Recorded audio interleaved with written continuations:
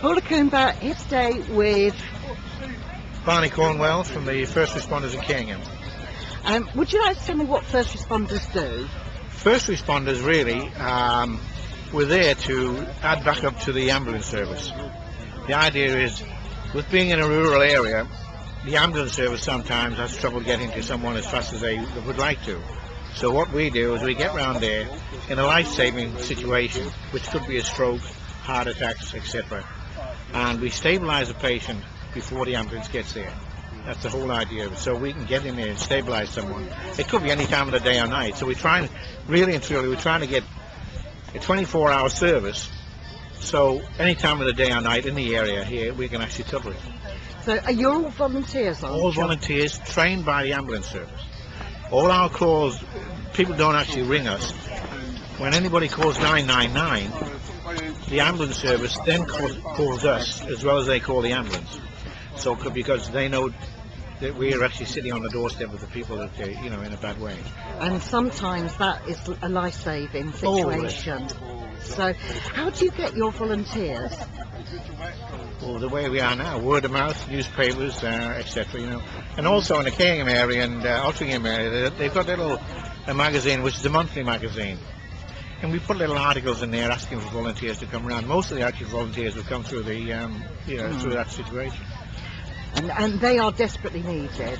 Well, yes. I mean, I need probably about 4 or 5 would be lovely to keep us going. Right. You don't need any medical knowledge or training. You just need to. Well, no. We actually put you through. We actually through the ambulance service. We have special training people there that put you through a course. The course is only like 2 evenings and 2 Saturdays, and with that, you can get enough knowledge to work whatever we have to say stabilise someone before the ambulance gets there. This is the whole thing. We're not actually there instead of an ambulance. No, you're there as well as, but you're there first to sort the problems out. A lot of the time you can get you've seen the cars around, the rapid response vehicles. They get there very, very quickly. But if one of those is called out on a job, naturally you've got no one there.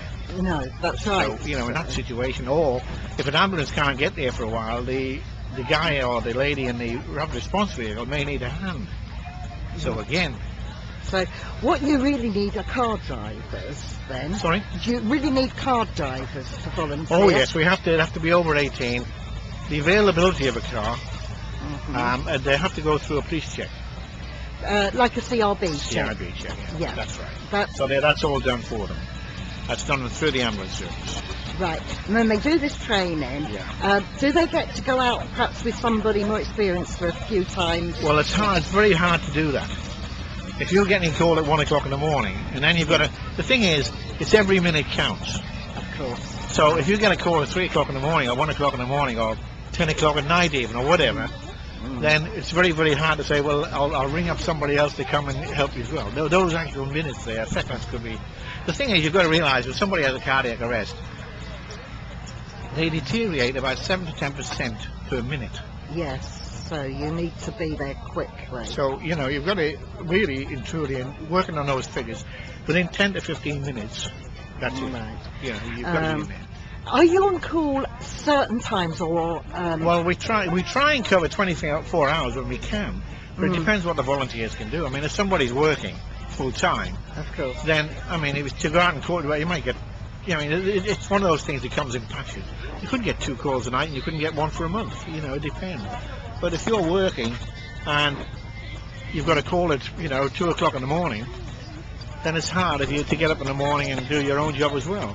So what we have, a lot of people that are working, they'll clock off at about 11 o'clock at night. Of course. So they work only even till about 11, maybe 12 o'clock. It depends on them. Volunteers do exactly what they want to do, when they want to do it. So they're not tied to a schedule? They're not tied at all. What we try and do is fill in a monthly plan and ask the availability of everyone and just try and work around that. So I do quite a bit because I'm retired, that's the whole thing. Of course. We have a couple of guys that are retired, and the rest, well, let's say they actually fill in for us. So, really, anybody round in the Keyingham area, or... Well, we cover Altrincham, Keyingham, Rye Hill and Burswick. We try to keep it within a 3-mile radius because of speed. That's the whole thing. Of course, that's the essence. You have, other than that, we have Headon who cover the other side, and Willinsea who cover there from Patrick onwards. But we're trying to get one going now in Patrington. That would be good. So if we get that one going, it'll be a weight off the the Willinsea shoulders. That's the whole thing. We've got a new one just started in Roos.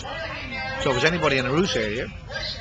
So if you find a local first response team, please go and volunteer. They desperately need your services. For sure.